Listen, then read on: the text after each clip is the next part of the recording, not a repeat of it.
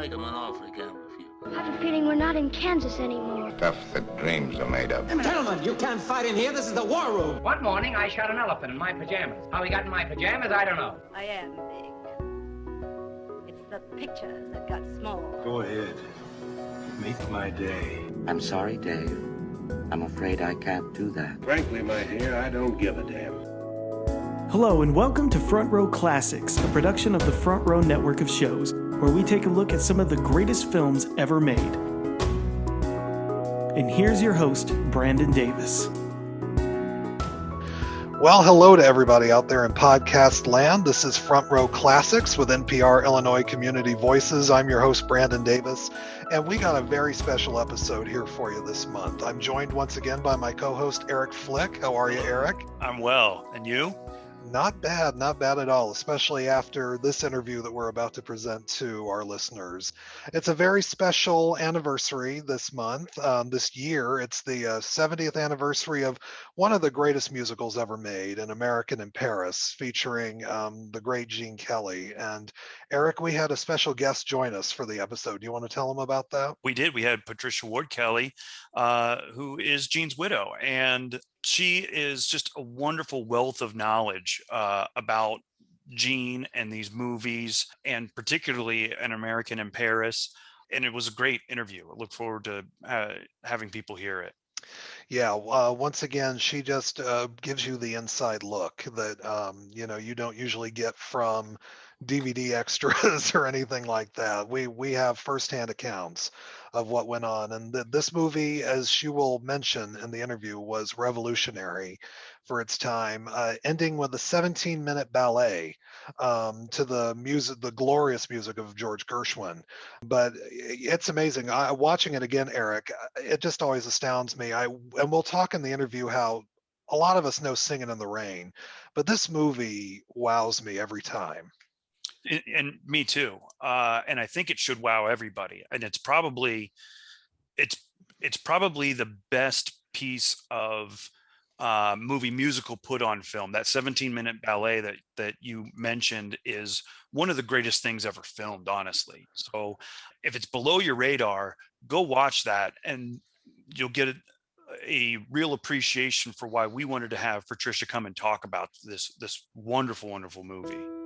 So we're just going to get straight into the interview because she covers a lot of topics, and we're excited for you to hear it. So we are now excited to present An American in Paris 70th anniversary with Patricia Ward Kelly.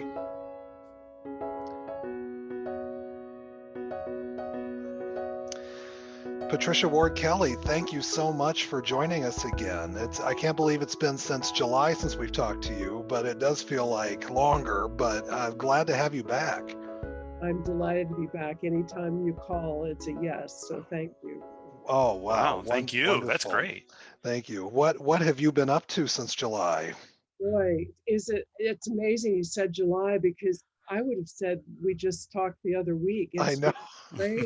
Time is such a warp now. So that's very interesting. It's a little frightening, but I've been working away on the book about Gene and not making quite as much progress as I would like. I've had a couple distractions and business distractions, but I hope to get back to it next week. And the good news is that things are beginning to gradually open up. And so I have a very big surprise that's coming in September, and so I can't announce it yet, but we'll be announcing it in June, and it's a very big project related to Gene, so I'm excited about that. And then the symphonic show it looks like orchestras are beginning to think about getting people into venues again. So great.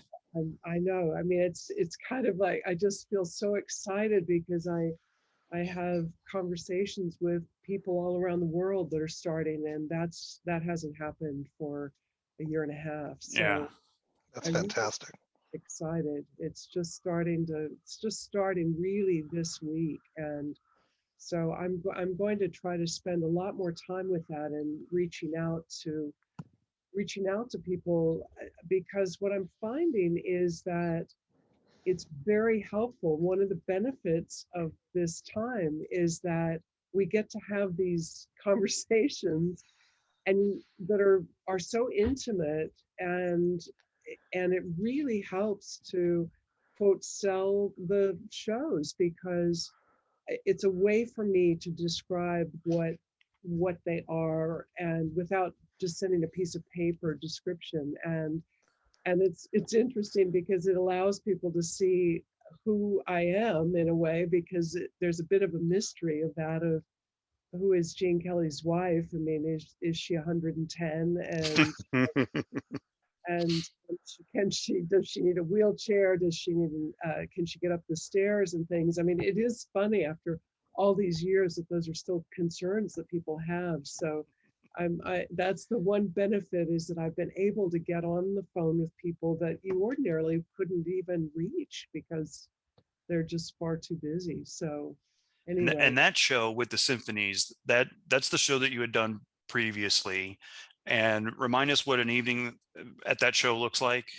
Well, it's called Gene Kelly, A Life in Music, and I'm on stage with 70 musicians and the conductor, and I weave the stories between these extraordinary clips of Gene on screen. So he's up on screen on a very big screen, and the orchestra plays live to the clips. Fantastic. And we extracted with great difficulty a lot of wonderful, talented, a couple of very talented people extracted Gene's voice in taps. So you hear him singing and you hear him dancing, but then this extraordinary music is played by great musicians. And it really is a way. I've always said that when I think of Gene, usually people think of dance when they think of Gene, but I think of music, because that's the way that he really told his story of his life to me, and very often through singing to me as we sat on the couch at night. And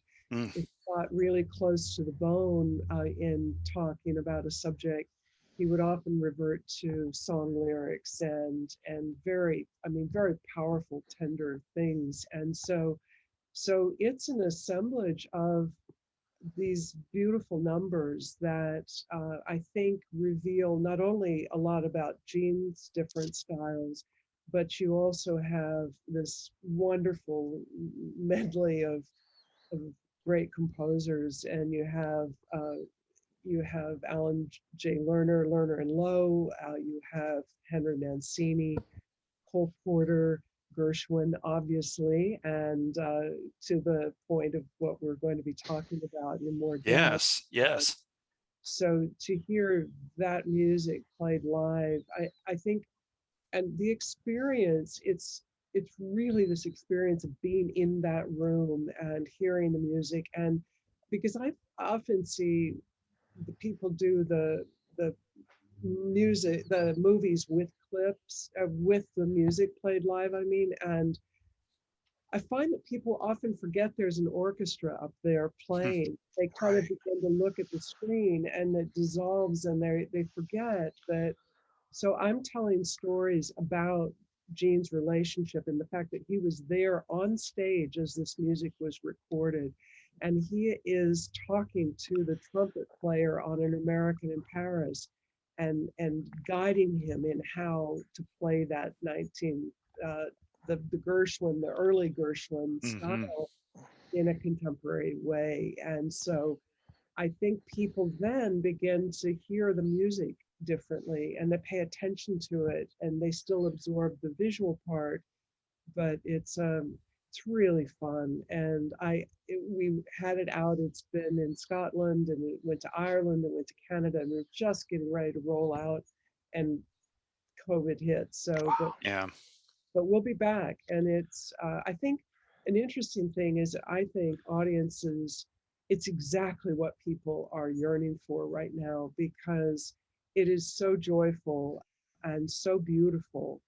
And but by the way, the technology and the precision of the what we've created with the video component, it's a very interesting thing that people came up to me after the show, and they would line up and they said, this is kind of, I don't mean this to be strange, but I felt like Gene Kelly was there.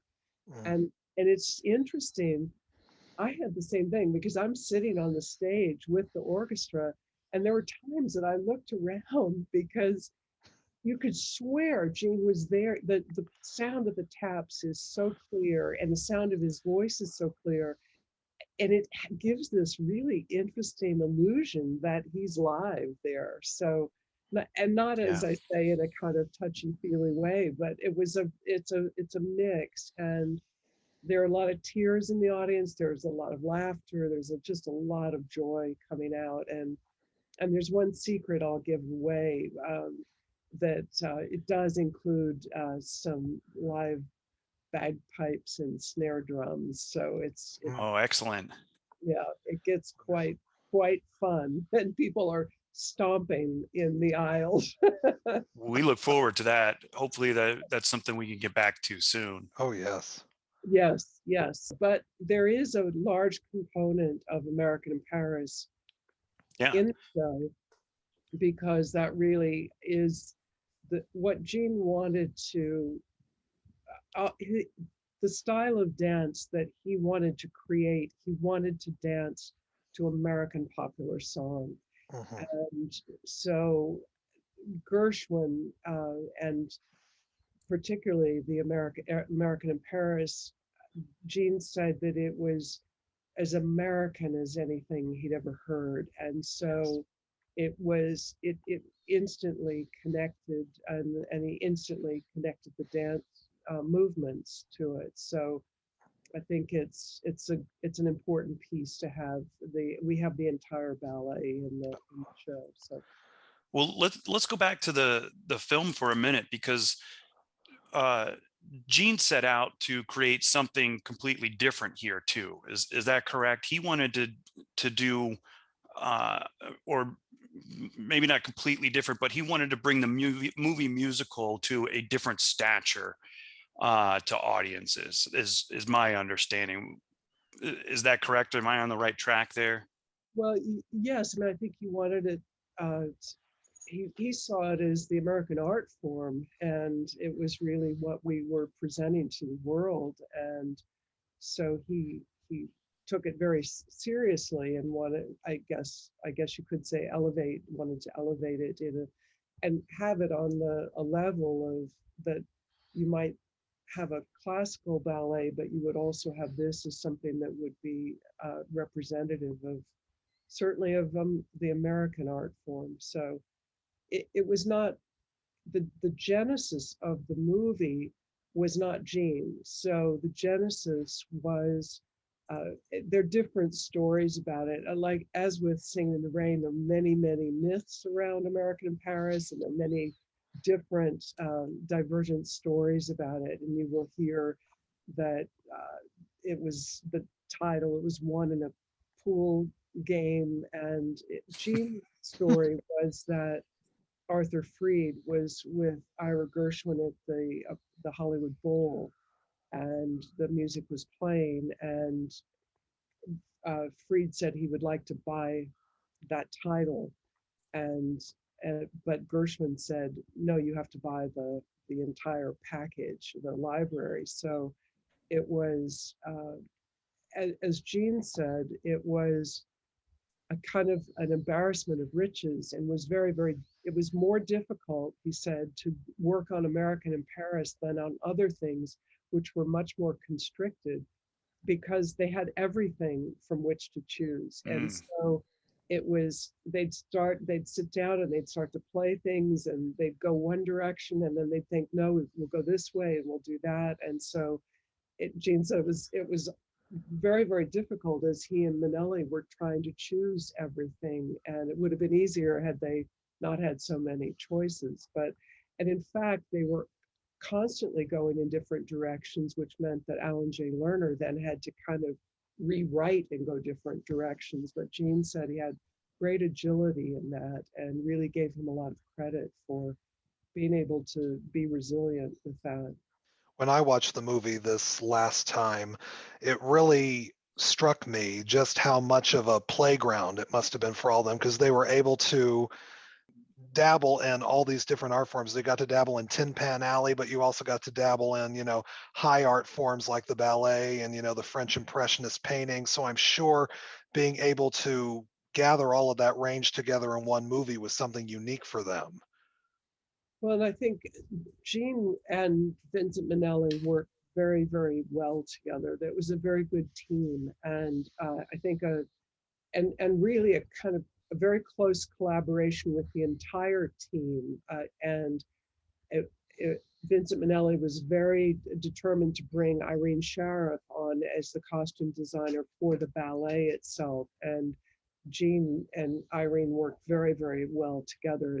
And they brought in John Alton to shoot the ballet. So you have a different cinematographer. But Jean said all of these people it was just this incredible working together. Now, one thing that's kind of interesting is that Vincent Minnelli is the named director of American in Paris, but Jean is the named director on several pieces within it. And it is on the notes in the production notes here at USC in the Arthur Freed collection. Jean is listed as the director of the American in Paris Ballet. And he also is listed as the director of Embraceable You, the segment that introduces Leslie Caron to the audiences in the multiple colors. And he also directed I Got Rhythm with the kids. And Vincent Minnelli was working on another picture, so Jean would cover those things. But then, as Jean said, they went over every element of everything together. And same with Irene Sharaff on the details of the sets and the costumes. You mentioned Leslie Caron. Jean had sort of insisted that she be in this movie. Is that correct? No, not insisted, because he wouldn't do that. But he did is he had seen her several years before in a ballet, the Champs-Élysées company he liked, and she didn't have a big role. She had a small role as a sphinx, but he said her kind of feline movement was so intriguing, and so he went backstage to introduce himself after, but she was so young, she had already gone home to go to bed. But she stayed in his mind. And when this role came up, and he would always choose the person to fit that role. And so he remembered her, and he went back to test her in Paris. And he also tested an older, more experienced actress and dancer, a woman by the name of Odile Versoix. And he wanted Leslie for sure, because he thought she had the ingenue, that kind of young gamine quality. But he brought back the two tests, and he gave them to let Vincent Minnelli and Arthur Freed run them, and they both chose Leslie as well. Oh, great. So he was very happy with that choice. So whenever I see Leslie Caron on screen, it always just grabs me. She's so natural, always. And it amazes me that this is her first movie, because she really took to the camera very well. And I'm sure that Jean played a huge part in sort of coaching her through it. He did, and she does credit him with that, because you have to think about it. She didn't speak English, so wow. She had to learn. She had to come here. She arrived with her mother, and she'd just come out of the war, and it had been a very difficult time for her, and she really did not have the stamina. There was not enough nourishment in her time during the war, and so she had to kind of build up the strength. And Jean also set the rehearsal days and the different parts for her in accordance with her strength and her stamina, because it was more limited, and he knew that. But she was very funny, because she was kind of bowled over by the volume of food that people had here and could eat. It just was stunning to her. And then she would show up late, and Jean said, Leslie, you have to come on time. And she said, I don't know, and he said, but you can get a clock. You can go buy a clock. And so she didn't realize she could go to the store and buy an alarm clock. And so little things, but he really walked her through it. And I think part of the quality that you're seeing is that she hasn't learned to put on airs or to put on anything because she doesn't know any, she's just doing kind of what does come naturally, I think, to her. So, and she is following Gene. Obviously he was a good partner for her because he had a gentleness to him, I think, in that relationship. So, and it was the same thing that he did with every partner, with Debbie Reynolds, Rita Hayworth. He always choreographed to the woman. So he's always making her shine, for sure. There's a lot of scenes though in this movie too where he's acting as sort of a buddy with another character on stage, particularly with the other two male leads in the film. What was his relationship like with those two individuals? Well, and interestingly, the role of the older fellow was to have been played by Maurice Chevalier, and I think might have been, the age might have shown a little bit better in that choice, because Georges Guétret is actually younger than Jean, and they had to gray his hair in order Yes. to look older than Jean. But and there's kind of a myth that Chevalier was turned down because of potential Nazi connections, and that's just not true. As Jean said, he just turned them down, and that was something the studio usually didn't like to broadcast. So, but they got along fine. And Georges Guétret and Jean got along fine. They're very different characters, but they were fine. And Oscar Levant and Jean, Oscar Levant was Jean's neighbor and used to actually come to the house and demand coffee in the same way that he does in the movie. He would go, coffee, and expect there to be coffee. And so that obviously is a bit of an inside joke. And Oscar Levant used to come to the house and play the piano in Jean's bar in the kind of salon that Jean had, and along with Leonard Bernstein and others. And he was tricky. He was very tricky and basically drove them crazy. Jean said he didn't even allow Vincent Minnelli to know about it, but they couldn't get him to choose the number that he wanted to play as his central piece. Finally settled on Concerto in F, but it was just, Jean said it was just nervous making, and he didn't subject Vincent Minnelli to that uncertainty because it was so trying to get Oscar to choose. So the three of them, I mean, I've seen the movie so much, but that scene where the three of them are in the cafe together and Oscar's lighting cigarettes and putting them out in the coffee. I mean, it's a very wonderful bit of comedic play that is, the audience just always, I mean, I know it's coming, and I just wait for that. So, but you're right. I mean, a lot of people, I've been posting some pictures on Facebook, and I posted the Tra-La-La picture, and a lot of people said that was their favorite number, which I when you do watch it, it is so fun and so it's just fantastic. But I was very interested to see how many people loved that, and the humor of it, and the, as you say, the kind of buddy quality between the two of them, because you really have grouchy Oscar and playful Jean, and that's kind of the way it was. So, oh, that's great. Oscar Levant always brings this sort of gravitas to movies that he sort of lends itself to. I think it keeps all the musicals he's in from being too, I don't want to say sappy, but being too, dreamlike. He brings it sort of to earth, and I think that his performance in this movie especially lends the movie kind of a cynicism that it might not have had he not been in it. Well, then thing, there's a little cameo of Adolf Green in the concerto, so he as the conductor, so you'll see him. He has a little tiny bit in that that you might not have noticed. But the other characters, the character that plays the older woman, or supposedly older woman, the more the wealthier woman is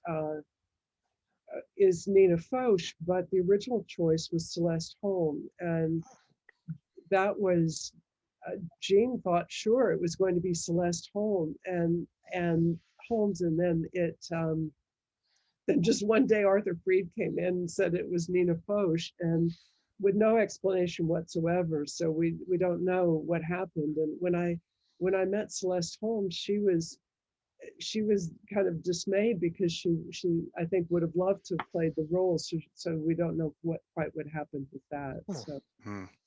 The Nina Foch character to me sort of lends a sophistication to this movie. I think, and Eric and I were kind of talking about this beforehand, but compared to other Hollywood musicals at the time, I feel like this was revolutionary in a way where there's a bit of a melancholy to it. I don't know if it's sort of the post-war feel where, where we have this sort of post-war optimism, but we're still trying to deal with, what we had dealt with, a few years before. But there's a little bit of melancholy to this movie that not too many Hollywood musicals tended to have at that time.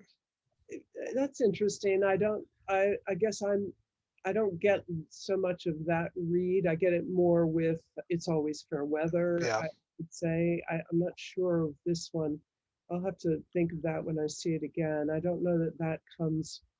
I don't know, because I think the love story comes in and yeah, I don't know. That's true. It does, but there's, 3/4 of the movie is lonely people trying to find each other. And I guess it does end up on an optimistic note, but really until you get to the end of the movie, the two main characters, they're kind of pulled apart and you don't really see that. I guess that sets up some pretty high stakes for the end of the movie. So it was just a bit of a different take on the movie musical. And one of the other things that we were discussing is this isn't a film made for kids. And, I'm not sure that was being done in Hollywood, but there's certainly a lot of movie musicals that feature a lot of kids or were for families, Sound of Music and things like that come to mind. But there's this great number in the middle of the movie where there's a lot of kids featured. What was Gene like with kids, and did he like working with them? Did he have fun making that particular scene?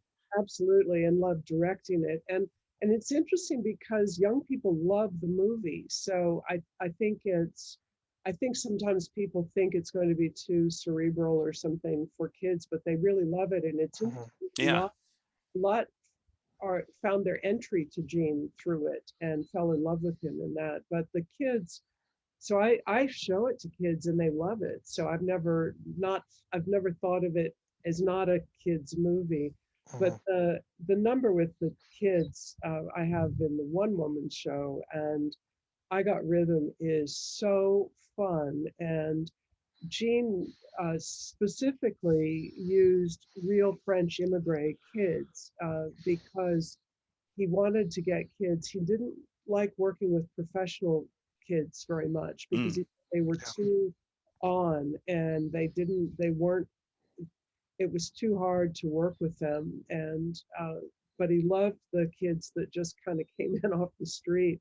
And I've met one. The one he's actually, looks like everyone thinks it's a little boy who's in the little what looks like a dress with the longer hair, and he's the one who says "I got" and "no," and he's actually a man named Lucien Plauzot, and he came to the premiere of my show and ran a French bookstore here in Westwood for a long time. And he said it was so much fun for the kids. And I have a little secret piece in the symphonic show, which is the recording. I found the recording of Gene trying to rehearse with the kids to get them to say "I got," and it is so charming. And he's speaking French with them, and I think that's part of the warmth. He went to Ira Gershwin and he got permission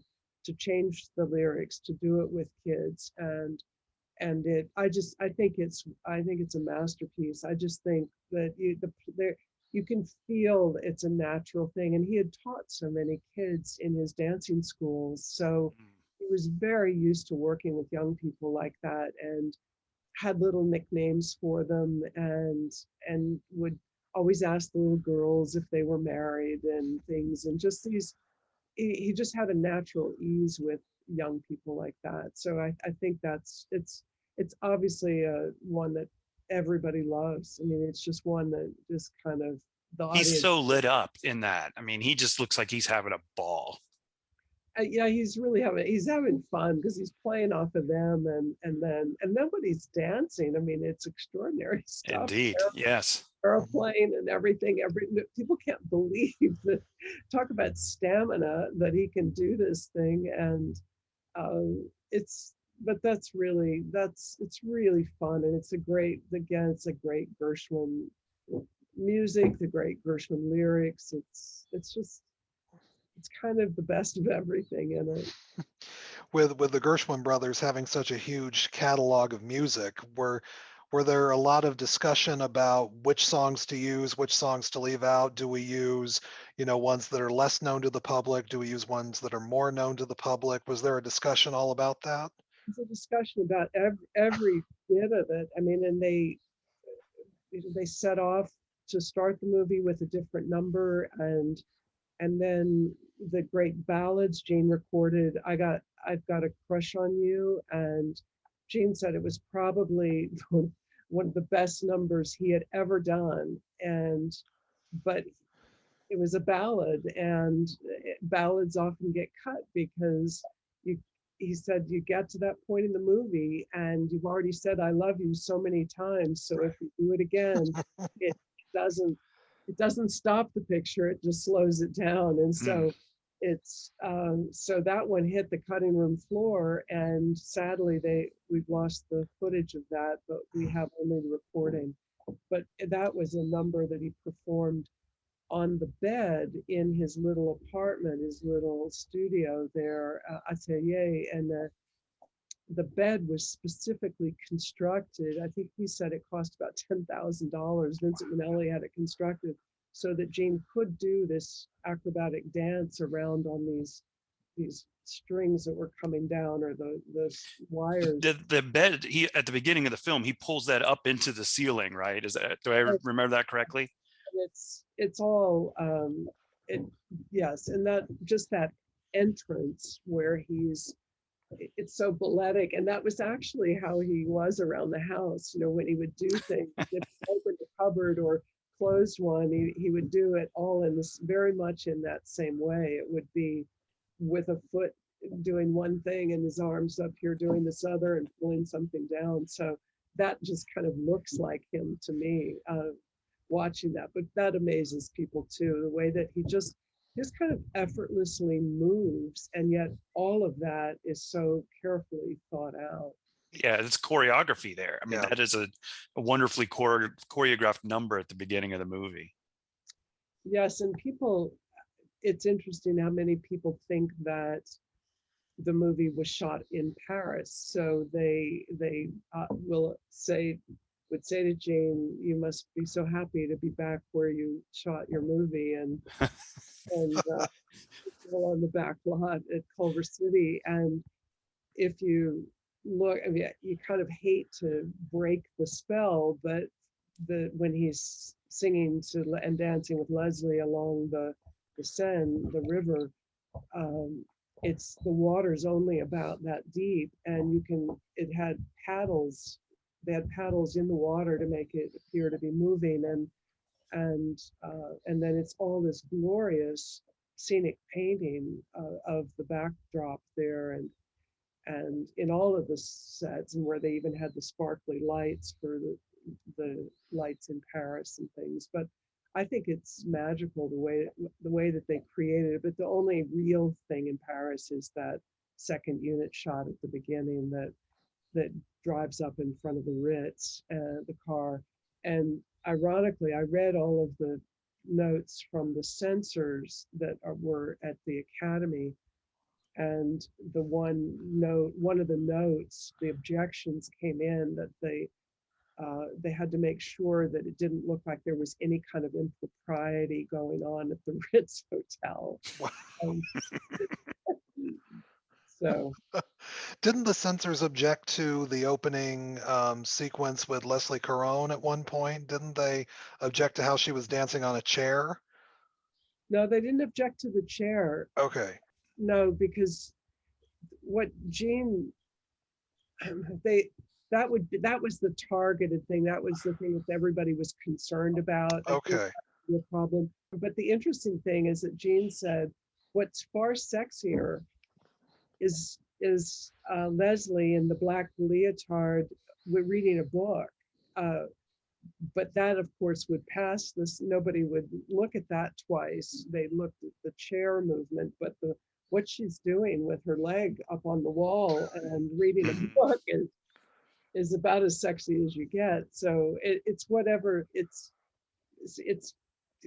how people perceive the movement and everything. But that's Jean did say that he choreographed that and everything to introduce her, but he said that Vincent Minnelli was responsible for the colors, the vibrant colors, and he said he had just a phenomenal eye with color and the use of color and detail. And one of the things that would happen is that, for example, in the American Paris Ballet, when Jean had set things up and then Vincent Minnelli saw it, and in the the Van Gogh section, where you see all of the different characters from his posters and things, that it was all set, and then Minnelli went back and just did some little thing in the background. He switched two people or two things, and Jean's like, what? But then when he saw it, he said it was better, and it was that kind of detail that he had. It drove a lot of people crazy.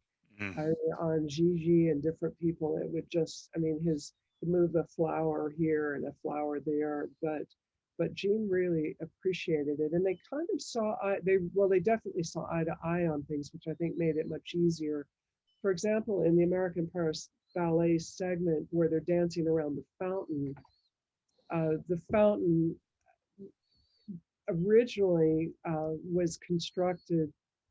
This is they had kind of a knockdown, drag out with the art directors, and they had originally created as the realistic fountain, and Jean and Minnelli said, no, it has to have this look, a more kind of guess you'd say a Giacometti look, that you could see through it, that you had to be able to have light penetrate the statues and the sculpture.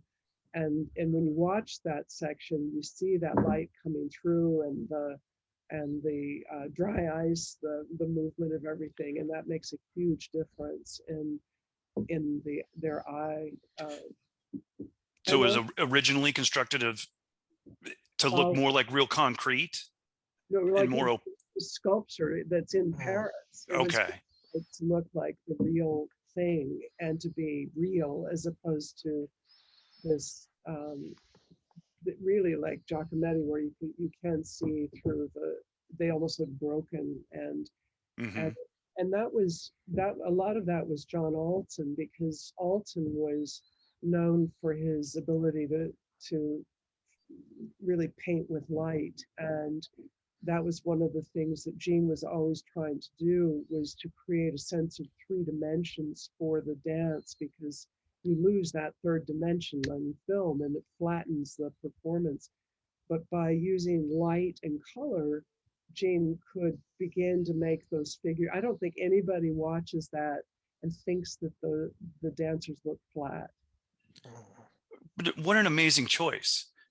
I mean, he knew that. He knew that filming dance was difficult and that it would create this two-dimensional look. And yet they chose to put a 17-minute ballet at the end of this movie. What was the impetus for that? Was it just, hey, we can do this, so we're going to?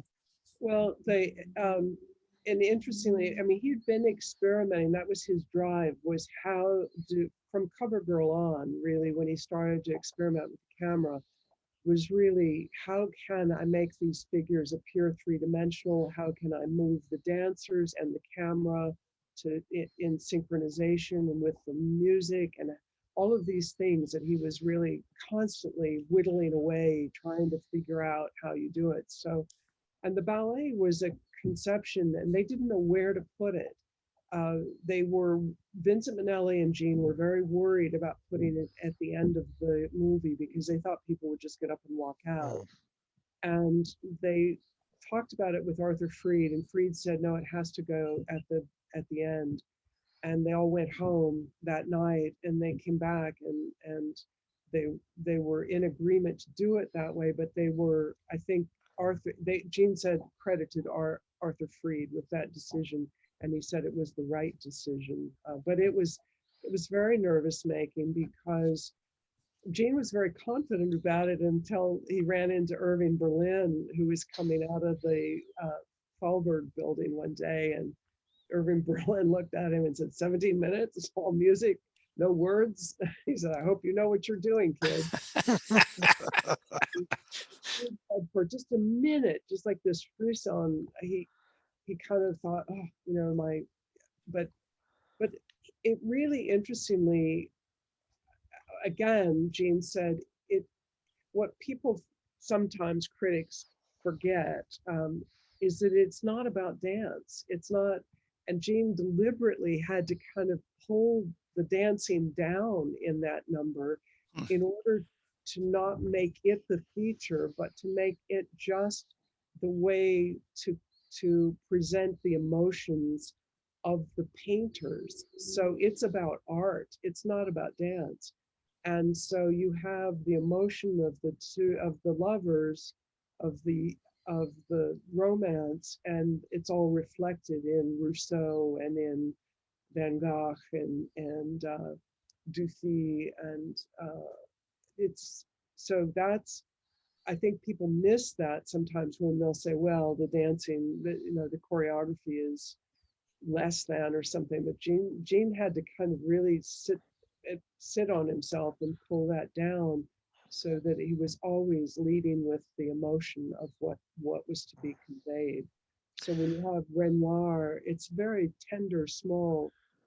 It's not an explosive dance in there. It's a tender thing in the flower market. Mm-hmm. And there's always something within that 17 minutes that's interesting to look at, interesting to hear. I mean, the way that they punctuate the music with honking horns from cars, and all the way through there, it's a feast for all senses. And I just think, I think it still feels modern when I watched it. I remember going to the theater a few years ago and seeing La La Land, and of course the dream sequence at the end. It's totally inspired from the American in Paris ballet. Did they contact you for any points on that? Oh, they came to the house. They all came. Damien Chazelle brought Ryan Gosling and Emma Stone and the choreographer Mandy Moore. So they all went through the archives and looked at things, and so it definitely infused everything. I mean, a lot of Gene's movies are in there, so. So it's kind of a nice nod. But I think that's another thing, is that that movie is 70 years old this year. Mm-hmm. And I think when people do see it, it does seem very modern. And I think people forget how radical it was back then to do this 17.5-minute ballet that is just so brilliant, with, as you say, with not only with it's the colors, the vibrancy of it, the vibrancy of the movement, the vibrancy of the sets, the the sound as with the trumpet, the trumpet solos that just blow you away. It's I think when people are reminded that it's 70 years old, they feel like that's a pretty exceptional thing. And a lot of people, there's a myth in the books that Gene used the red shoes to convince the people at MGM to do the ballet. And that isn't true at all. He ran a lot of different old ballets. He looked and studied a lot of things on film, but basically he and Vincent Minnelli, L.B. Mayer was not kind of making the decisions, so they went to the second in command, who became the command, and I'm just blanking on his name right this moment. Dory Sherry. Dory Sherry, yeah, thank you. Dory Sherry, and they explained what the ballet was going to be, and Gene said, it's impossible to say, how do you describe how you're going to spend 17 minutes saying I love you? And so they went through this whole bit with Dory Sherry, and Dory Sherry had no idea what you're talking about. But he gave him a green light, and he gave him a big budget to do it. And that, you see a hint of that in Singing in the Rain when Gene and Donald O'Connor try to explain what Broadway melody is going to be.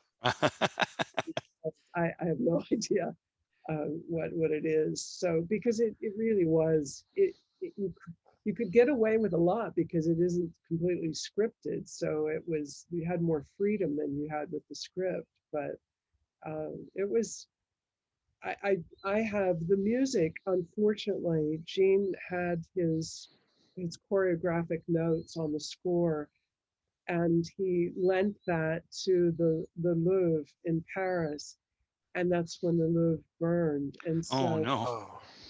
So all I have is a kind of poor mimeographed copy of that, but I do have the copy, which is interesting to see his little notes, which is the way he would do things, is he would sketch out his ideas following the music, and the music is, I've introduced the original American in Paris, the 1928 version, in symphonies before, and obviously there were changes that had to be made, a lot of, in order to kind of create these themes that run through of the different artists. Saul Chaplin, who was the arranger on this, had to make adjustments and got permission to do it, but he said it was akin to tinkering with Beethoven. You're to alter it, but it does. I think it does work in the revised version. Did Gene have a favorite section of the ballet? I mean, they're all so uniquely different. Was there one that he loved doing the most?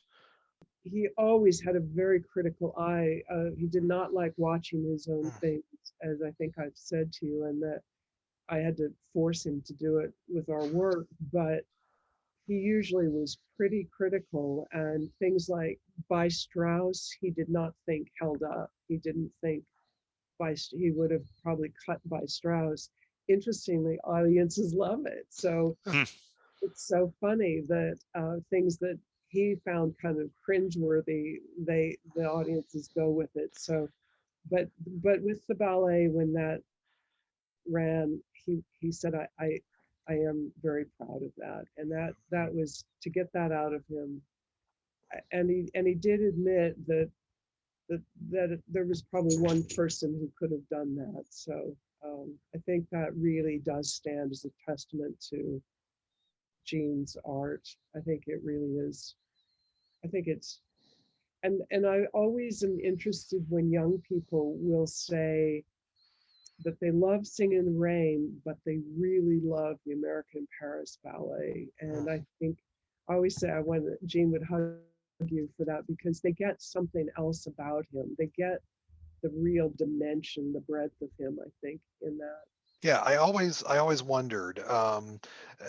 This comes out, Singing in the Rain comes out a year later, and Singing in the Rain sort of, a lot of us think today is sort of his magnum opus. Was this sort of the one that he was hoping would be his magnum opus?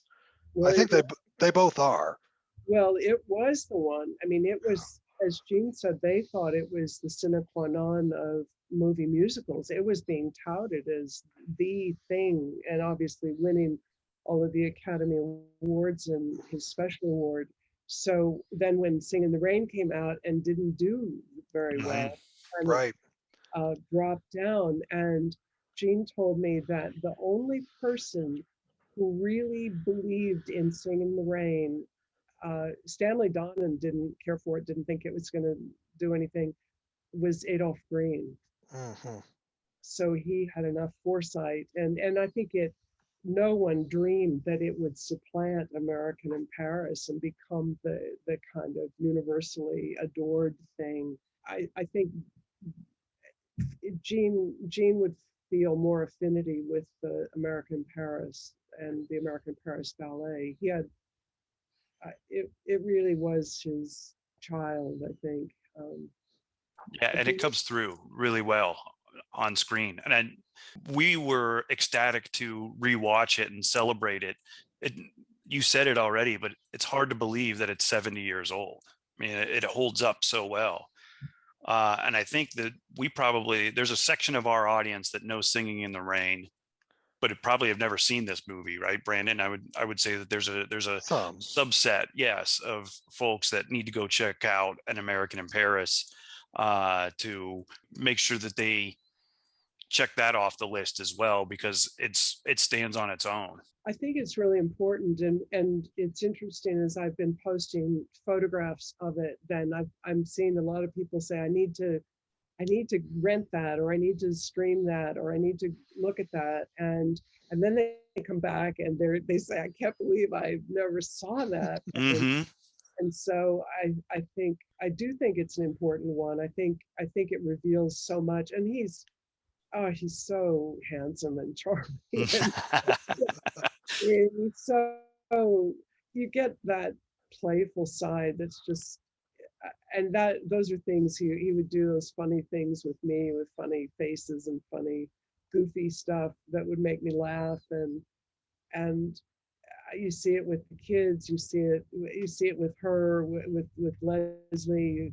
I just think it's, and it's beautiful. It's, my only concern with people seeing it on small screens is that you miss the majesty of color film and on a big screen, which allows you to, I mean, there are things that I see, as you're saying, that every time I see it on a big screen and I think, I never noticed that. I never noticed that there was bread on that platter or whatever.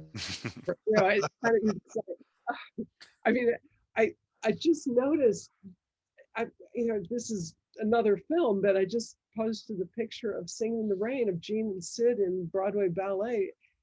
I never noticed the painted light that was on the back of the wall behind the two of them dancing. I mean, so I encourage people, if they can see things on a big screen, if there's an opportunity when things open up. A lot of people are doing it in drive-ins and things now. So yeah, any opportunity to go see it, but also, also come to my show. Yes. There we go. We brought it full circle. Because you will see, you'll see the ballet, and you'll see I Got Rhythm, and you do see Our Love Is Here to Stay. And Jean, that's my favorite. Jean thought he did not like his voice, and but he sounds wonderful in that. That's amazing. He thought he sounded pretty. He thought he sounded okay in that one, and of course everybody just groans when they hear that. Right. I love his voice. What I love about it is it's not. He's always used the word vanilla, that when everything sounded the same, and I think so many of the voices and sadly of today sound so alike. I hear one and I can't tell a difference. And there is nobody who sounds like Gene Kelly. There's no other singer that has that kind of Irish whiskey tenor voice that just is, to me, is just so, yeah. And I tried to get him to sing that to me at night once. I kept I kept prompting him because he was singing all these things to me, and I was going, well, do you remember all the words to it? Well, and that's what I love about his singing. But both him and Astaire, when they both sing, there's something about they do service to the lyrics. I feel like more of a professional singer would want to style it in their own way, but they tell the story that needs to be told when it's sung. And I think his version of Our Love Is Here to Stay is one of my favorites. Well, and that's why they were both very loved by the songwriters, because they did sing the songs as they were written. So that is, I think, what made them the favorites of these great writers, and why they gave them liberty to do things like Gene did with I Got Rhythm. Gene said when he shot I Got Rhythm, the Royal Ballet was in town, so Frederick Ashton and Margot Fontaine came to see him, and they were on the set when he recorded that. So that's kind of a wonderful little memory of seeing these extraordinary ballet stars watching these kids, and I think it's hard not to love that. Right. That reminds me of one. I've got one other thing that I need to ask you, because I saw it online. Something about white socks. Apparently people think that Gene purposely wore white socks to draw attention to his feet, and that's a myth. He said he wore white socks because it would be nerdy to wear black socks. When he's wearing the moccasins that he wears, and that it's your attention to the costume is so important, and particularly in that central ballet, you really see his ideal. Not only is he changing the look of the dance movement on film, but he has changed the look of the costume on film. So ideally, he would come out in a ballet costume. He'd come out in a ballet leotard and ballet slippers. And if he comes out like that, you immediately don't think he's a GI in Paris. But what he's done is he has this very pared down, it's the tightest dark shirt and the tightest dark pants that are cut really tight on his thighs and his hips and on close on his body. And so you have this very long, lean line of his body. It's like a ballet dancer, but it's not. And then he has the moccasins that were specially handmade for him out of this very supple leather, so he can bend his toes and point them in a ballet position. And he has the elegance of the ballet movement, but it looks like a man's loafer. So it's all head to toe. He has thought this through. Yeah, wow. Movie magic there. Yeah. You mentioned he won a special Oscar for this. Was he proud of that? He was very proud of it. I think partly because it also recognized everything. It recognized him as a director, choreographer, performer. It went across the board, and I think so often he was either considered a dancer or but people forgot he choreographed and directed, and that was really how he wished to be remembered. So I think it was a very important recognition for him, and neither he nor Minnelli got nominated.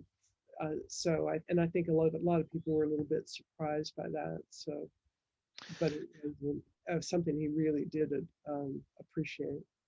Because the movie beat some powerhouse dramas that year for Best Picture, Streetcar, Named Desire, and Place in the Sun. So that tells you how revolutionary this movie was, and the Academy recognized it.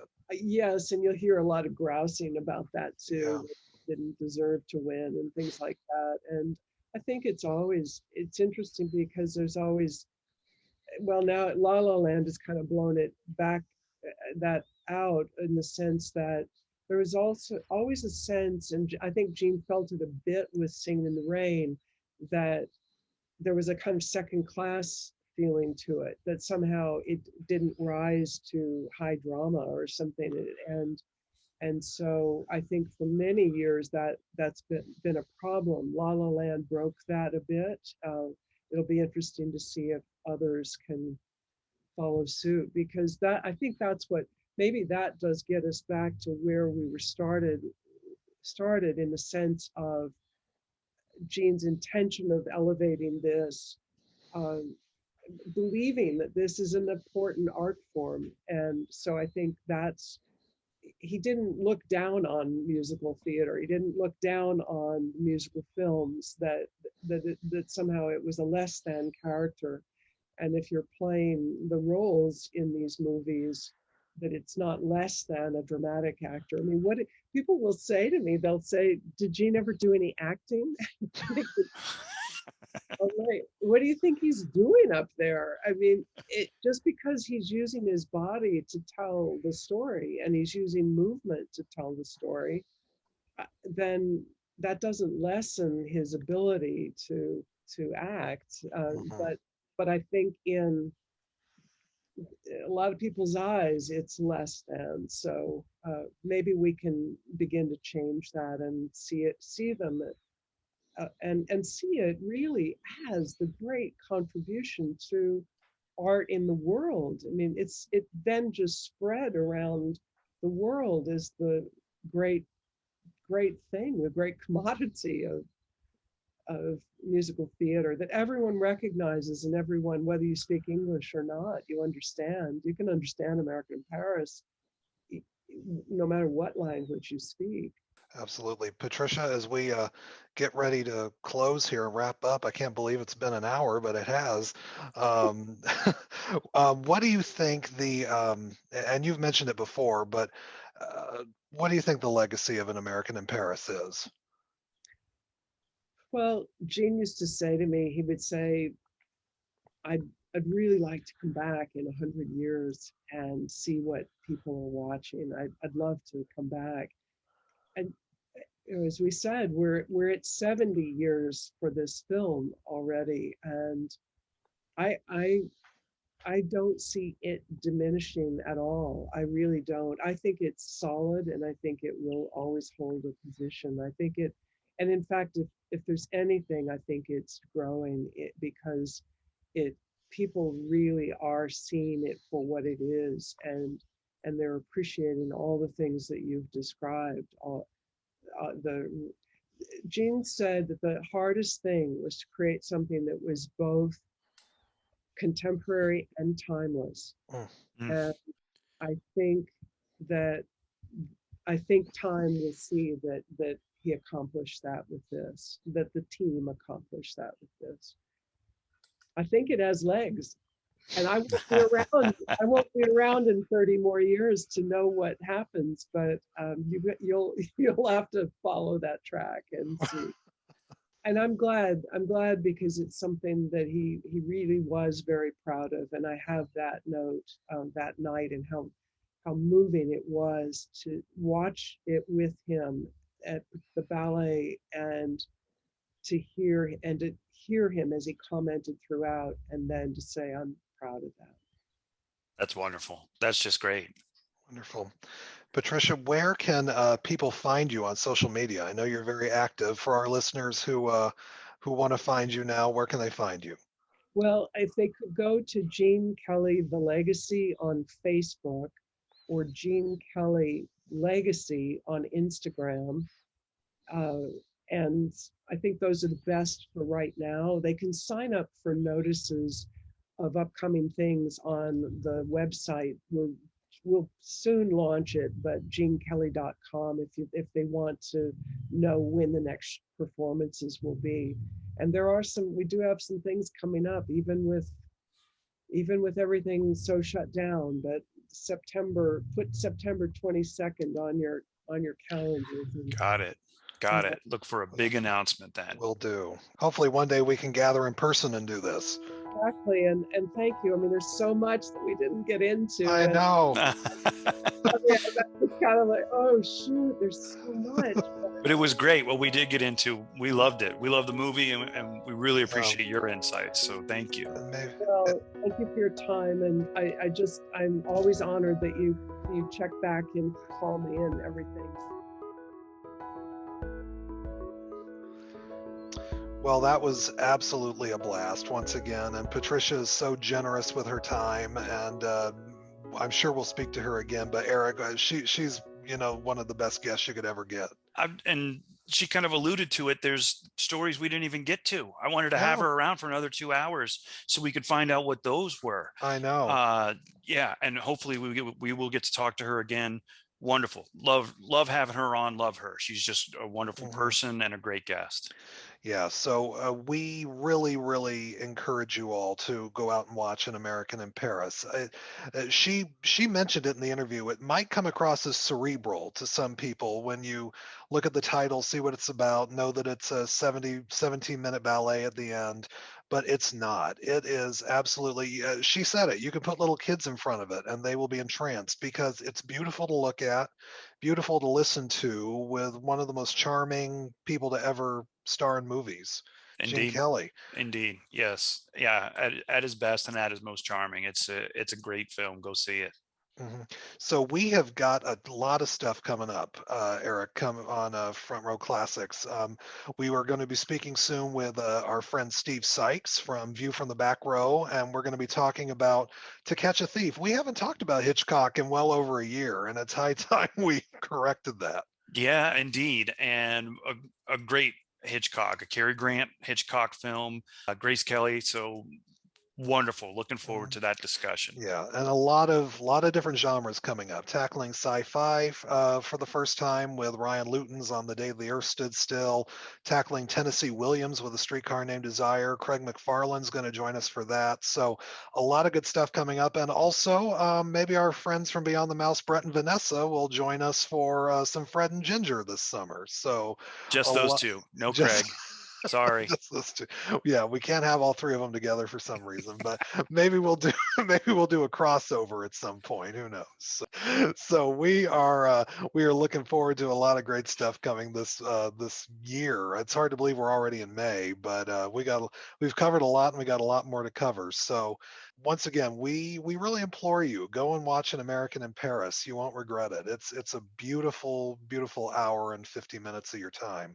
So once again, if you want to request a movie, you can always email us at classicsfrn@gmail.com. Find us on Facebook at Front Row Classics Podcast, or find us on Instagram at FRN Classics Pod. So we're open all channels. We'll do a movie if you suggest it, and as long as it's within certain parameters. Our viewers did vote for Gigi, which we didn't enjoy as much as this movie, but it still fit the parameters though, so we had to do it. It did, as long as it's made before 1980. Otherwise, Jay will come into Flip our yeah, he will.